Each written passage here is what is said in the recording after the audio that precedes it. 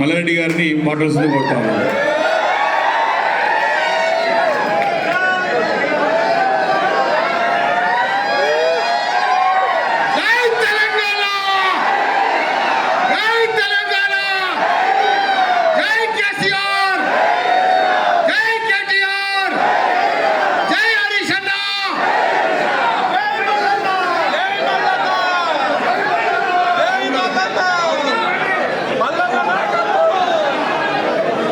అందరికీ కూడా నమస్కారం. ఈరోజు తెలంగాణ అవతరణ దినోత్సవం సందర్భంగా మీ అందరికీ కూడా శుభాకాంక్షలు. పెద్దలు గౌరవనీయులు వేదిక మీద ఉన్న మా పెద్ద మధుసూదనాచార్య గారు, అదే మాదిరిగా మా పెద్దలు గౌరవ మా హరీష్ అన్న గారు, మిగతా వేదిక మీద ఉన్న మా ఎమ్మెల్యేలు, ఎమ్మెల్సీలు, మా ఎంపీలు, మాజీ ఎంపీలు, మా ఉద్యమకారులు, మిగతా వేదిక మీద ఉన్న పెద్దలందరూ కూడా మా అక్కలకు, చెల్లెళ్లకు, అన్నలకు, తమ్ముళ్లకు, పత్రికా మిత్రులకు పేరు పేరున నమస్కారం. తెలంగాణ ఉద్యమకారులతోటే వచ్చింది. అందులో ఎంతోమంది ప్రాణత్యాగం చేసిండ్రు. దాని ఫలితమే ఈరోజు మనకు తెలంగాణ వచ్చింది. దానికి తోడు ఎవరెంత చేసినా అందరి త్యాగ ఫలితమే ఈరోజు వచ్చింది. కానీ ముఖ్యంగా మన కేసీఆర్ గారే తెలంగాణ కోసం కళ్ళల్లో ఒత్తులు వేసుకొని కొన్న ప్రాణం దాకా ఉద్యమం చేసి, నా ప్రాణం పోయినా సరే, పార్లమెంట్లో ఎంపీ ఉన్నా సరే, పార్లమెంట్ పోకుండా కూడా 32 పార్టీలను వాళ్ళనంతా కూడా జతగట్టి నాకు తెలంగాణ కావాలి, నాకు ఏమొద్దు, నా తెలంగాణ నాకు కావాలి, నా ప్రజలు అన్యాయం అయిపోతున్నారని చెప్పి తెలంగాణ సాధించినాక దాన్ని వదిలిపెట్టలే తెలంగాణ రాకముందుకు మన పరిస్థితి ఏముండే?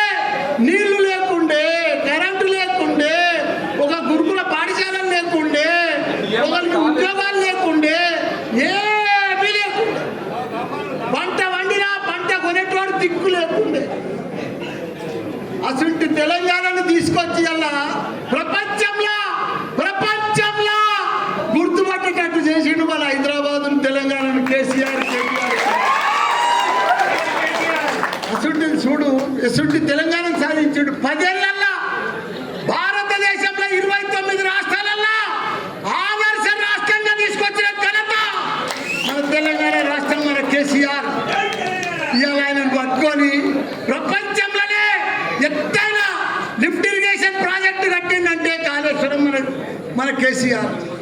రాత్రి పగలు దానికోసం 3 ఏళ్లలో చరిత్ర సృష్టించి 1 కోటి ఎకరాలకు నీళ్ళు ఇచ్చాలని చెప్పి ప్రాజెక్టు కొడితే అసలు ప్రాజెక్టును పంట కూడా పండించి చూపించిండు. 3 లక్షల కోట్ల మెట్రిక్ టన్నుల ధాన్యం పండించి చరిత్ర సృష్టించిండు భారతదేశంలో. ఒకనాడు పంట అంటే హర్యానా ఉండే, పంజాబ్ ఉండే, అవన్నీ కూడా తనదన్న లెక్క తెలంగాణ రాష్ట్రంలో పంట వండి చూపించిండు. ఈరోజు అసలు తెలంగాణను వాళ్ళ దుర్యోధనుల చేతకు పోయింది, కౌరవుల చేతకు పోయింది. ఆ చేతిలో పోతే ఎంత ఘోరము, ఎంత పాపము. వాళ్ళకు పరిపాలన వస్తలేదు, వాళ్ళకు అడ్మినిస్ట్రేషన్ వస్తలేదు, వాళ్ళకు అవగాహన లేదు, వాళ్ళకు ఏమీ లేదు. వాళ్ళు ఏం చేస్తున్నారో కూడా వాళ్ళకే అర్థమవుతలేదు. పంట పండుతుంది, కొనే దిక్కు లేదు, మొలకలు వెళ్తున్నాయి. ఇలా ఎవరన్నా సుఖంగా ఉన్నారా? ఎవ్వరు సుఖంగా లేరు. ఒక రైతు సుఖంగా లేడు, రైతు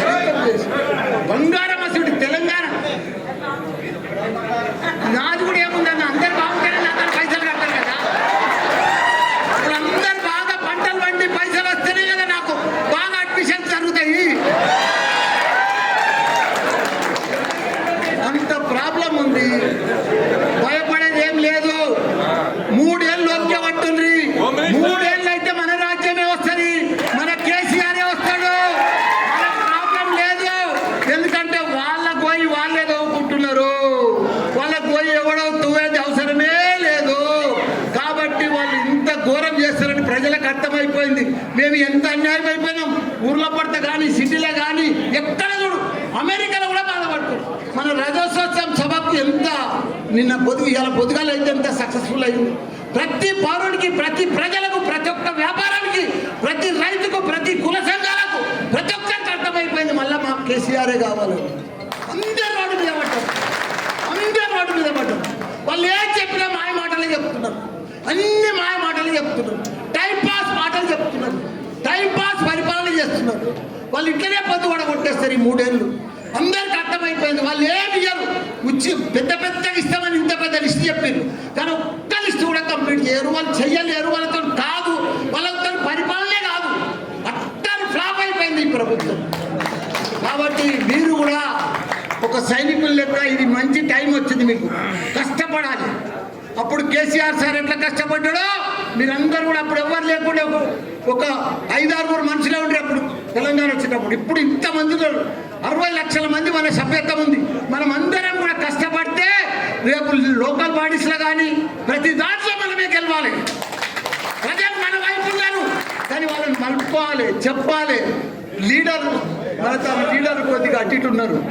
మీరు దయచేసి లీడర్ అంటే ఇట్లుండాలి, నాయకులు అంటే ఇట్లుండాలి, ప్రజలంటే ఇట్లుండాలి.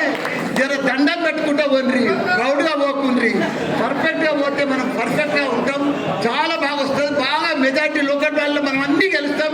మీరు ప్రజలలో ఉండరు, తప్పకుండా కేసీఆర్కు మళ్ళీ 3 ఏళ్లలో కూడా సీఎం అవుతాడు.